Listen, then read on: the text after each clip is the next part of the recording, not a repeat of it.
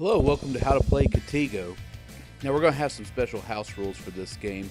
Normally the simplistic Katego is highest roll gets placed on the board, and the highest roll wins that column. So you're going to need a Katego score sheet. It's going to have a number labeled 2 through 12 on the columns. The rows are going to be the player's rolls. And we're going to roll 3 dice to determine the turn order. If the average is less than or equal to 2, you can read all that there. The lowest goes first. As long as we have a lowest established, we will then have the lowest roller go first. So in this case we did, so player 1 goes first. And so player 1 can decide whether he wants the highest score to win in the game, the middle score to win, or the lowest score to win. And then how the point capture works is the highest roll wins, the middle roll wins, or the lowest roll wins.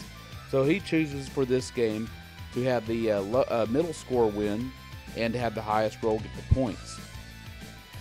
So it gives some interesting strategic decisions here. You get one roll of the dice and that's it. You have to take the result and place them somewhere.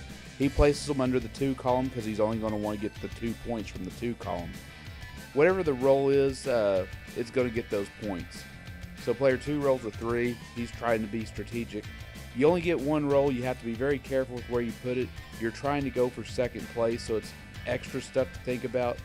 You also know that the highest roll is going to get the points. To make it double hard, we could have played middle roll gets the points. That would have been some interesting stuff. You could do that in your own game. This game is great for opening up the night. It's so simple, anybody can get it. You might want to play with the simplistic highest roll gets the points first, and maybe when everybody gets familiar with it, try the other game variants. It's extremely simple, free game, piece of paper, pencil, something to write with, and 2 dice. All you really need for this game. It just creates an interesting choice when you're trying to play for second.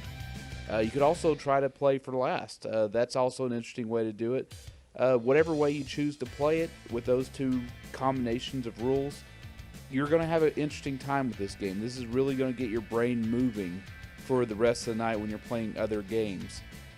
And that's what I like about it. It's simple, it's free. That's what I go for. I go for stuff that's simple and free. Ideas like this don't sell. You wouldn't throw this in a box and expect somebody to buy it. But you know what? They might buy it because they still buy Farkle. I don't know why Farkle's sold in stores. It's a free game. But there's something about an idea does not get discovered. It gets buried in the dirt. Nobody wants to go dig through that dirt. They see a box on the shelf. They think, yeah, you know what? I bet somebody's actually put some thought into that box. Nobody just put a box out there and put art on it if they didn't give some thought. So maybe that game's good.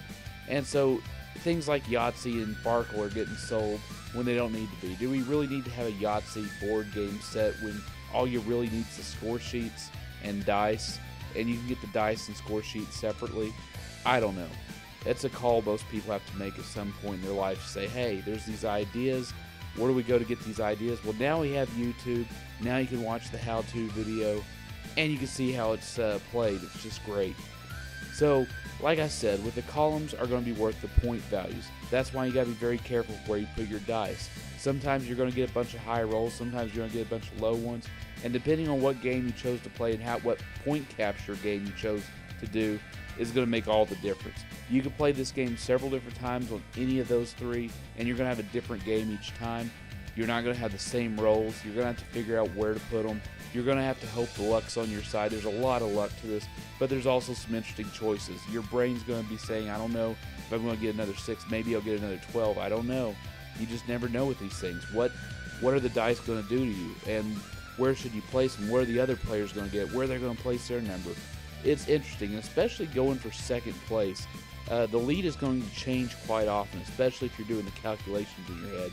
You're playing this in real time. You're doing calculations. Okay, I've won the 2 row. I've won the 2 column. I've won the 5 column. Okay, that's 7 points so far. And then you're figuring, okay, well, I'm in the lead. I need to get down a little bit. I need them to roll some higher rolls. And it's just going to be a nail biter until at some point it's going to get obvious who's going to win. But it's just fun when you're playing for second place. You're going to probably want to play this again in the future. You're going to say, okay, well, next time let's play it. Lowest point total grabs the column. And it's going to be even just as crazy. So now the game's over. We're going to circle the ones that we won. Ties result in a nullification of those points. And then you just circle the ones that you got. You add those totals up. Second place wins, and you can play it so many different ways. And like always, if you want to go play card games and, well, really dice games too, I'm going to be putting out a lot more dice game videos. This is the subreddit to go to. Put your city in there. Put what games you know. Somebody, hopefully in the future, when we get big, maybe we'll get big, I don't know. They're going to want to play. They're going to want to meet strangers again. And there's never been a better time to get back to the old entertainment. The stuff that was taken from us because video games got in the way and we stopped playing traditional games. Well, now it's time to return to that. If you want to meet up strangers in public, play some simple games, play some cards, have a good time. It's really about socialization more than anything else. Doesn't really matter who wins. It's just a fun time. Go there, post your city. I hope to see everybody there soon. Thanks for watching, and I'll have more content in the future, so click that subscribe